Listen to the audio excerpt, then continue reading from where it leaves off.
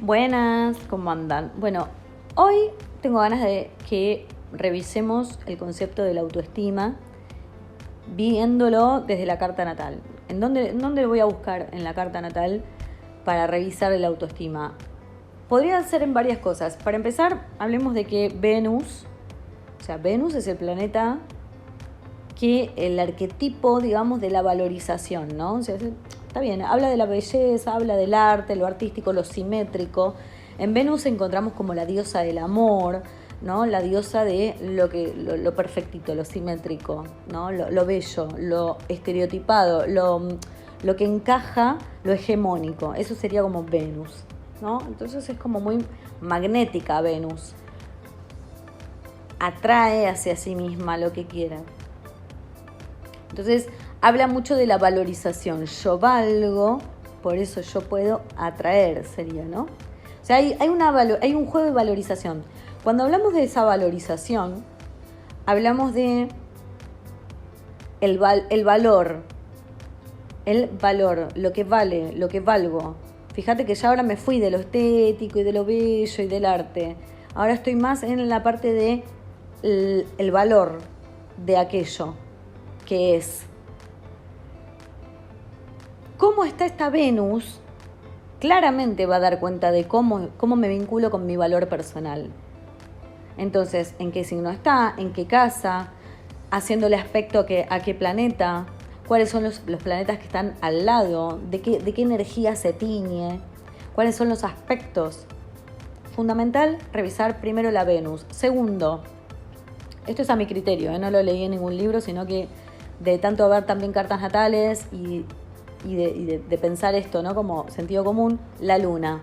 La luna es el primer vínculo con la madre, ¿sí? Es el útero, la luna. Entonces, ¿qué cosas rodean a esa luna? ¿De qué está hecha esa luna? Primero, la luna, ¿en qué signo está? ¿En qué casa? ¿Tiene algún planeta al lado? ¿Cuál? ¿Cuál función tiene ese planeta? ¿Ese planeta tiene mucha más fuerza que esta luna? ¿Lo tiñe más a esta luna? Bueno, porque si está conjunta a Plutón, claramente va a ser una luna teñida de toda esta energía plutoniana, que sería como la escorpiónica, ¿no? Entonces, claramente va a tener toda esa impronta plutoniana, lo mismo que sería de Urano, que de Neptuno, es decir, importante, aspectos a otros planetas, ¿a cuáles? ¿Qué aspectos? ¿Qué aspectos difíciles tiene? Etcétera, etcétera. Después, Saturno es el que limita. Si Saturno está muy cercano a Venus, claramente esa autoestima va a estar siendo siempre limitada. Si Saturno está en casa 1, todo el tiempo la autoimagen y sigue en parte 2. Seguimos con autoestima en la carta natal. Desde mi experiencia, por las cosas que he visto en varias ocasiones de ver diferentes cartas natales, está bueno fijarse, por ejemplo, cuestiones como Saturno. A ver, Saturno es el planeta social junto con Júpiter. Y lo que hace Saturno, mientras Júpiter expande, amplifica todo lo que toca, Saturno comprime. Entonces, otra vez lo mismo. Si tengo a Venus, que es la valorización, y de pronto hay un Saturno que le hace un mal aspecto a esta Venus, o este Saturno está en casa 1, que casa 1 es análoga al signo de Aries, es la casa del yo, es la casa de cómo me autopercibo, y tengo a Saturno, pero haciendo como un mal aspecto. Y cuando digo mal aspecto me refiero a un aspecto en tensión, que puede ser una oposición con otro, digamos, con otro planeta del otro lado, o puede ser una cuadratura.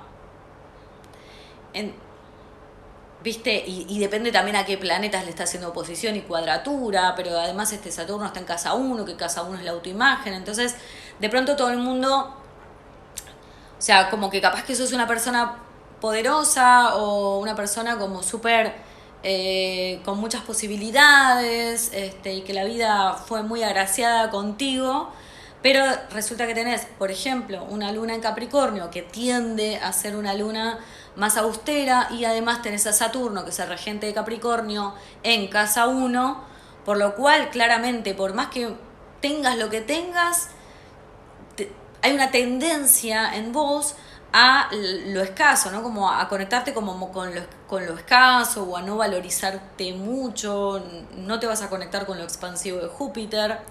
Obviamente hay que ver la carta natal de cada quien, ¿no? O sea, porque también lo que está bueno es poder trabajar, poder nivelarla la carta. Así como tengo todo esto que te acabo de contar, que es medio como que es lo que me comprime y lo que me achica, y no me deja como expandirme o no me deja explorar mi autoestima y expresarme, también tengo que ver otros aspectos de la carta natal que me pueden salvar, ¿no? O sea, la carta siempre trae... se me está haciendo como muy largo, creo que voy a seguir en parte 3. La carta siempre trae algunas cosas de compensación. O sea, si bien puedo tener algunos aspectos súper difíciles, por ejemplo, la carta astral de Picasso, y si mal no calculo de Einstein también, y de otros más también, de otros genios también, eran re difíciles, llenas de cuadraturas. Entonces, bueno, ¿cómo se explica el éxito de ellos? Entonces, cuestión que en la carta natal vamos a ver el tema de la autoestima en varias cosas. Ya hablamos de Venus, porque Venus habla de la valorización del valor, de cuánto me valoro, de cómo yo valoro las cosas, qué cosas valoro, dónde pongo mis gustos, ¿no? O sea, qué me gusta. Obviamente, ¿cómo hago para entender esa Venus? Me fijo en qué signo está, me fijo en qué casa está, me fijo cuáles son los aspectos que le hacen a otros planetas o que otros planetas le hacen a esta Venus. Entonces esta Venus siempre va a estar teñida, obviamente, de la influencia planetaria que esté por ahí dando vueltas. No va a ser lo mismo una Venus conjunta a Urano, ¿no?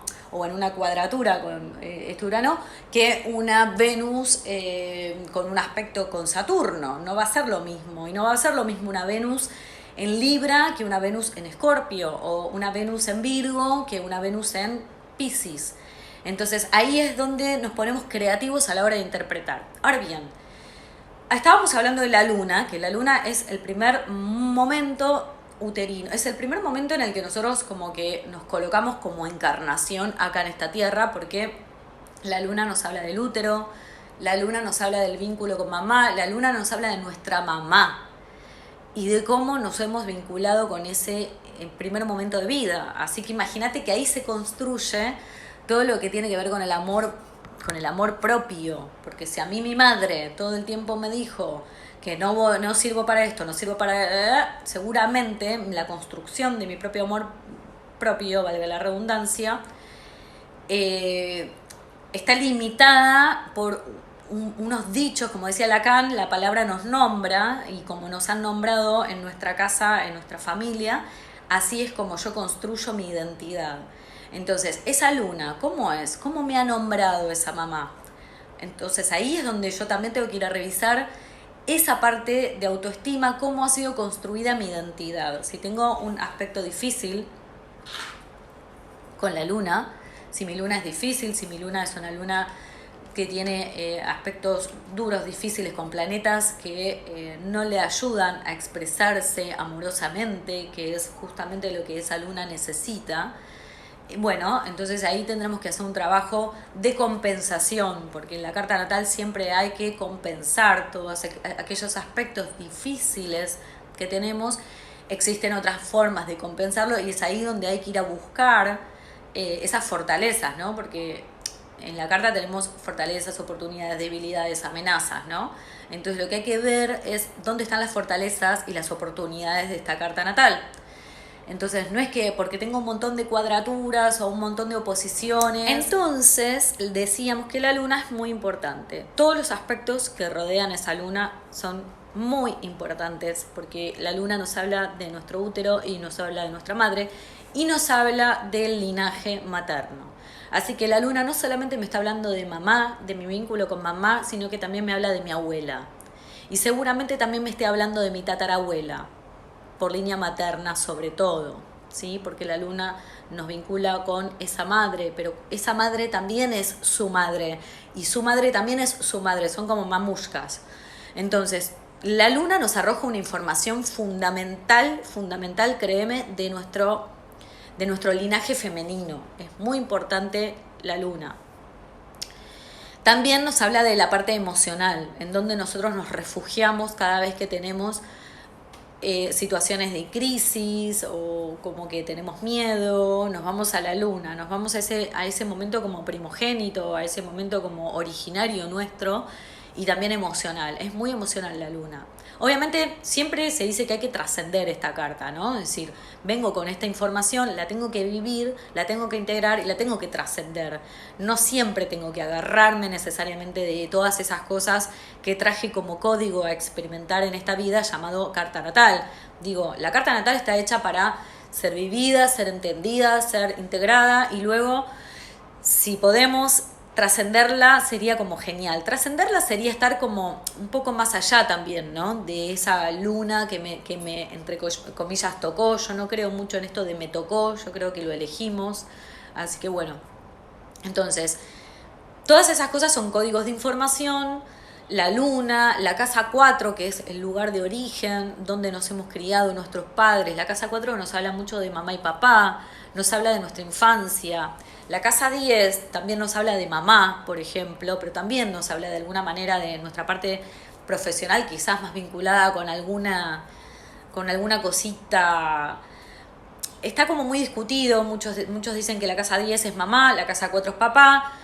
Yo, por experiencia personal y por haber visto ampliamente, he visto mucho en la casa 10 de mamá, y también he visto mucho de cuestiones como relacionadas como con lo profesional, que lo profesional, arquetípicamente hablando, está muy vinculado a la energía yang de papá, por lo cual para mí es una mezcla.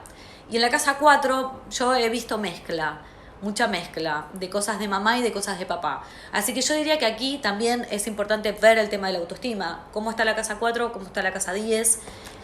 Y por supuesto, se hizo largo, pero bueno, vale la pena. Estamos hablando de la autoestima. La autoestima, como la vemos en la carta natal, quiero agregarle a esto que vimos de los aspectos tipo de la luna o de Venus, que son importantes con otros planetas, para que vos veas también qué planetas andan dando vueltas, si Urano, si Saturno, puede ser Marte también. Marte le imprime como, sí, hay mucho deseo, hay mucha fuerza de acción, es como que tiene más asertividad, está más seguro de sí mismo Marte, pero también a veces es combativo, así que hay que ver cómo uno se conecta con esa valorización desde qué lugar. Por eso decía que hay que compensar la carta, ¿sí? Bueno, ¿qué más? Nobleza obliga, hay que mirar a Quirón y a Lilith, porque Quirón... en Quirón tenemos como la herida, es una herida que muchas veces yo he visto que viene de antes. Es esto que decía del linaje, ¿no? O sea, como que puede ser que sea una herida que viene de antes. No que sea solo tuya, sino que haya sido una experiencia que hayas pasado quizás en la infancia, pero que esa experiencia deviene de alguna información del clan que como que se va como perpetuando, como repitiendo. Y vos sí tenés esa herida, pero en realidad es por el accionar de otros antes. Acá sí yo recomiendo mucho trabajar con terapias transpersonales como biodecodificación y constelaciones familiares, porque si Quirón y la Luna nos hablan mucho de estas otras existencias, de un arrastre de información, claramente está bueno trabajar toda aquella herida que te traiga y que la vemos traducida en Quirón, en nuestra carta. Está bueno trabajarla en una sesión de árbol genealógico, ¿no? En una sesión que puedas como sanar toda esa estructura de clan, que puede ser en biodecodificación o en constelaciones. Cualquiera de las dos terapias me parece que van genial para eso. A mí me gusta mucho biodecodificación porque como que atraviesa más a fondo algunas cuestiones que por ahí me da la sensación que en constelaciones no, pero constelaciones igual está súper bueno. O sea, como que no es que una anula la otra, ojo. Yo soy biodecodificadora, así que cualquier cosa me podés consultar, y si querés una sesión de carta natal, también acá estoy para que me consultes. Y Lilith, ¿por qué? Porque en Lilith vamos a encontrar como ese dolor que no tiene tanto que ver con el dolor quironiano, sino más bien con una especie de resentimiento. Hay algo que sucedió ahí en el signo donde está Lilith que lo rechazás. La clave es ver en qué signo está Lilith, para que entiendas vos cuál es tu rechazo y la casa. Contame qué pensás.